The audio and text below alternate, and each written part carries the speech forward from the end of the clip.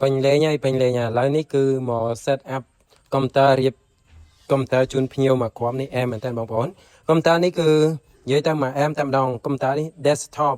RAM របស់វា 16GB SSD 200 SSD M2 256GB បងប្អូនអែមមែនតើហើយជាពិសេសនោះមើលអេក្រង់របស់គេពេញលេងតែម្ដងស្រស់ស្អាតមែនតើនិយាយទៅ Full HD តែម្ដង Full HDR តែម្ដងមើល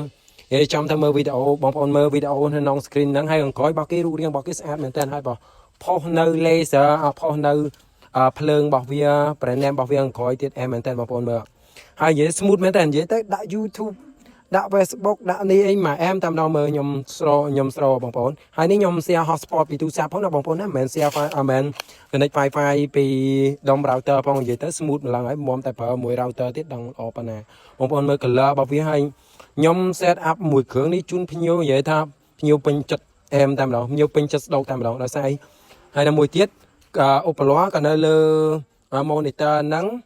RAM SSD ធុង CPU របស់វាក៏នៅជាប់នឹង monitor ហ្នឹងតែម្ដងយើងអត់ប្រើ monitor ខាងក្រៅណាបងប្អូនណាអត់ប្រើ monitor ខាងក្រៅទេគឺប្រើ monitor ជាប់នៅក្នុងហ្នឹងតែម្ដងអត់ប្រើធុង CPU អីនៅក្រៅដូចកុំព្យូទ័រផ្សេង desktop នៅលើ តុផ្សេងគឺធុងប្រើធុង CPU ផ្សេងប៉ុន្តែកុំព្យូទ័រនេះគឺ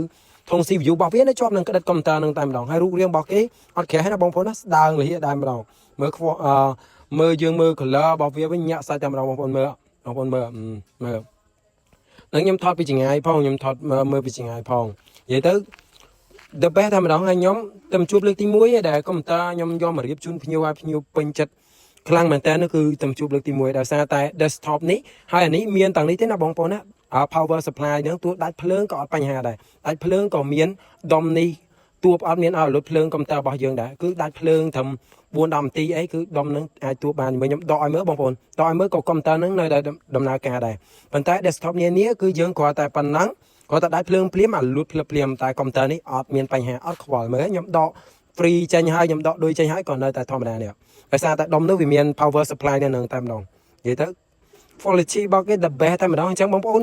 មើលបងប្អូនចង់ជីវកុំភ្លេចណាខ្ញុំមានលក់ណាបងប្អូនណាមានលក់កុំព្យូទ័រគ្រប់ប្រភេទបងប្អូនចង់បានប្រភេទ mode អីក៏បានដែរបើបងប្អូនចង់ឲ្យយកទៅឲ្យកូនរៀនត្រឹម100ជាង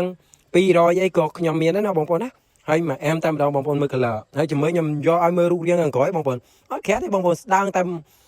ម្ដងហើយអត់មានធុង CPU ណាបងប្អូនអត់មានធុង CPU ពីក្រៅអានេះអាណោអាទេអាតាយទេអែមមែនតើបងប្អូនចង់ជីវអាចជីវបានណាបងប្អូនណាចឹងបងប្អូន